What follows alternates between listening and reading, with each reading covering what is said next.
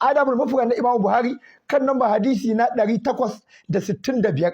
an Abdullahi bin Amru qala Rasulullahi sallallahu alaihi wasallam Annabi sallallahu alaihi wasallam ya ce ash-shi'r bi manzilatil kalam, shi waka yana ji kamar magana ne, hasanahu ka husnul kalam,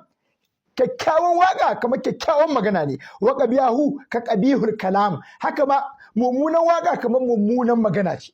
Mun manta ne kalmatu tayyiba ai sadaqatu, haka annabi ya faɗa, magana ma mai kyau ladan sadaka ake bayarwa. To annabi da kansa ya ce waka yana madayin kamar magana ce, kyakkyawan waka kamar kyakkyawan magana ce, haka ma mummunan waka kamar mai mummunan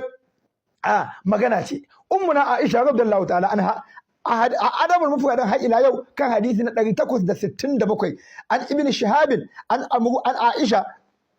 radiyallahu ta'ala anha kanat taqulu, ta kasance tana cewa a ƙarƙashin wannan maganar da manzo Allah sallallahu alaihi wasallam yayi, ashe